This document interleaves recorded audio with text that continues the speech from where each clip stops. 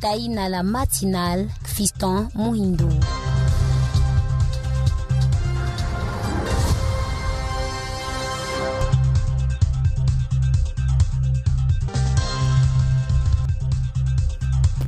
Bonjour mesdames et messieurs, nous sommes très contents de vous retrouver parmi nous ce mercredi 26 avril 2023. Au stade des martyrs, 500 partis politiques sont attendus. Bien sûr, le 29 avril pour la sortie officielle de l'Union sacrée, c'est à savoir ce matin, c'est en marge de la sortie officielle de l'Union sacrée prévue le samedi 29 avril de cette année en cours. Les membres du Présidium ont effectué une visite au stade des martyrs le dimanche 23 avril dernier. Il était question pour Jean-Michel Sama-Lokonde, Vital Kamerhe, Modeste Bati, Lukwebo bien sûr, Christophe Mbosso et Augustin Kabouya de s'assurer du bon déroulement des préparatifs de cet événement. À en croire une dépêche de la cellule de communication de l'Assemblée nationale, cet événement va réunir plus de 500 partis politiques membres de cette plateforme politique qui soutient la candidature de Félix Tshisekedi à la prochaine présidentielle. D'après Christophe Mbosso, cette sortie officielle aura pour thème « Soyons du bon côté de l'histoire » avec Félix Tshisekedi. À noter que le ministre des Sports François Kaboulo et le chef de la police de Kinshasa, le général Silvano Kasongo, étaient aussi présents. Pour rappel, c'était en date du 5 avril dernier que les responsables des partis politiques et les personnalités ont signé la charte de l'Union sacrée. Page noire dans cette antenne, c'est à Bruxelles et on signale la mort de Francisca Mobutu, la sœur aînée et fille unique de la famille biologique du feu Maréchal. C'est la nouvelle de la mort de maman Francisca Mobutu qui est tombée hier mardi 25 avril 2023 aux environs des 12h heure de Kinshasa. La sœur aînée de l'ancien président de la République Mobutu Sese Seko Kukungwendo qui est décédée à Bruxelles à l'âge de 94 ans. Cette information est également confirmée par son fils Didier Bolozi Bompoko Mboli. Selon son tweet sur 7 enfants, dont 6 hommes, une seule femme, Francisca Mobutu bien sûr, et la seule femme de la famille biologique du feu Maréchal qui a survécu, c'est à savoir aînée de sa famille, maman Francisca Mobutu s'est occupée de ses frères, dont le maréchal Mobutu. Après la disparition de maman Yemo, elle a élevé ses frères avec amour et bonté à la satisfaction de toute la grande famille. La famille biologique du feu maréchal Mobutu sollicite cependant l'implication personnelle et le sens légendaire du président de la République Félix Antoine Tshisekedi Tshilombo pour le rapatriement du corps à Kinshasa avant son enterrement à Guadolité. Didier Bolozi Bompoko Mboli estime qu'il est important que le gouvernement Sama-Lokonde apporte son réconfort et un soutien digne à la famille. Également, dans l'actualité, nous parlons de Jules Alingueta qui fait objet de l'actualité. Ce sont les entreprises de l'État qui ne seront jamais livrées à une quelconque prédation. C'est ce qu'il a dit.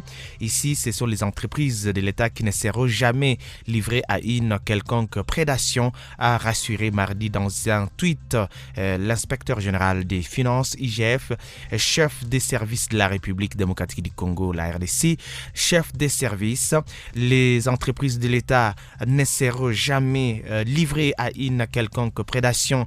La patrouille financière de l'IGF veillera toujours pour barrer la route aux antivaleurs afin de réaliser la vision du président de la République Félix Antoine Tshisekedi pour les redressements financiers de ces entités publiques, a déclaré M. Jules Alingueta. L'IGF qui est chargé de veiller à la bonne exécution des lois et règlements en matière de gestion des fonds publics continuera à jouer son rôle comme il le faut, a également promis Jules Alingueta.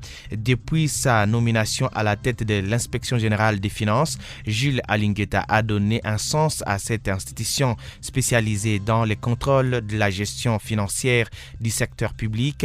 À l'actif de Jules Alingueta, l'on peut compter plusieurs enquêtes initiées dans les entreprises publiques qui ont abouti à des poursuites judiciaires à l'encontre de plusieurs mandataires publics.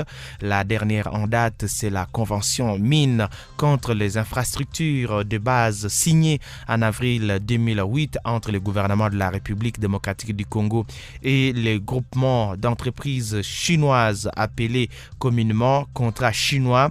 Le 12 avril 2023, le Premier ministre Jean-Michel Sama Lokonde a signé un décret portant modification et complément du décret numéro 13/056 du 13 décembre 2013 portant statut des mandataires publics dans les établissements publics, les droits et les avantages sociaux des mandataires publics actifs et non actifs, ainsi que la location fixe des commissaires aux comptes dans les établissements publics fixés par les décrets du Premier ministre délivrés en Conseil des ministres sur proposition des ministres des tutelles concernés. Ici, selon la même disposition, lorsque le mandat prend fin, conformément à l'article 22 du décret sous revue, les mandataires publics actifs et non actifs ont droit à une indemnité de sortie égale à 6 mois de la dernière rémunération mensuelle ou des indemnités mensuelles de fonction ou de l'allocation fixe selon le cas. Également, dans l'actualité, nous parlons des élections ici. On parle de plus de 45 millions de personnes qui sont déjà enrôlées. Et cela, c'est selon la CENI, la Commission électorale nationale indépendante CENI, qui a déjà enrôlé plus de 45 millions de Congolais dans les 3 aires opérationnelles. C'est le président de la centrale électorale de Nikadima qui a livré ces statistiques depuis le lundi 24 avril 2023 à Kinshasa au chef des missions diplomatiques et représentants des organismes internationaux partenaires de cette institution d'appui à la démocratie. Pour Denis Kadima, la CENI a réalisé un record dans les statistiques en un laps de temps et dans le respect de l'exécution de son calendrier, ce qui, a-t-il souligné, contredit les prédictions suggérant un glissement. En définitive, le président de la CENI a rassuré toutes les parties prenantes de la détermination à organiser les élections à décembre prochain.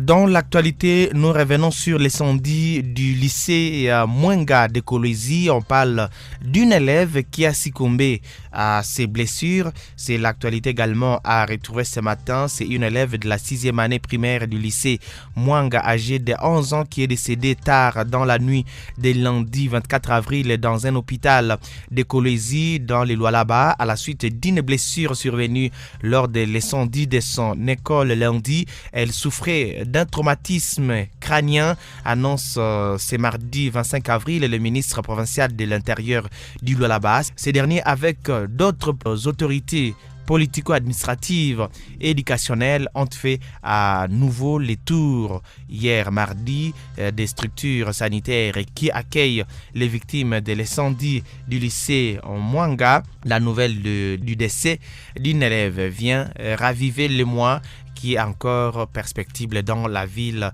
minière après le drame survenu le lundi. D'après le ministre provincial, il y a encore plus de 80 blessés dans les différents centres médicaux. Les autres sortent au fur et à mesure que leur situation s'améliore. Parmi eux figure un policier et un enseignant. Ils vont poursuivre les soins en ambulatoire, indique cette autorité. La société civile dit avoir largué aussi ses membres sur le terrain d'après son président, Shadrach Moukad. Les monitorings effectués révèlent qu'en dehors de l'élève décédé, 4 autres sont en réanimation. Cet incendie et les chaos qui s'en est suivi ont fait plus de 130 blessés d'après la société civile. Shadrach Moukad salue aussi les rôles joués par les motocyclistes de Kolwezi qui ont transporté plusieurs élèves à l'hôpital avant l'arrivée des secouristes. Un incendie s'est déclaré au lycée Mwenga une des grandes écoles de Kolwezi. Lundi 24 avril matin, il a plongé toute la ville dans le noir, étant donné que plusieurs élèves étaient déjà dans les salles de classe. Plusieurs sources renseignent que le feu a été observé le dimanche dans la nuit du côté de l'internat de cet établissement scolaire qui encadre les filles. Les responsables de l'école ont tenté de l'éteindre et contre toute attente, lundi matin, le feu a avancé petit à petit jusqu'à atteindre les salles de classe où étaient déjà les élèves. Prise de panique, elles ont commencé à sauter du premier étage. Des vidéos qui ont circulé sur Internet montraient les bâtiments scolaires en feu alors que des écoliers sautaient de l'immeuble dans tous les sens. Peut-être que aussi vous êtes tombé sur ces images qui donnent de l'émotion. Alors nous sommes au 097 23 52 991 097 23 52 pour ceux-là qui veulent commenter l'actualité. En attendant vos commentaires, voici un carnet de communiqués publicitaires.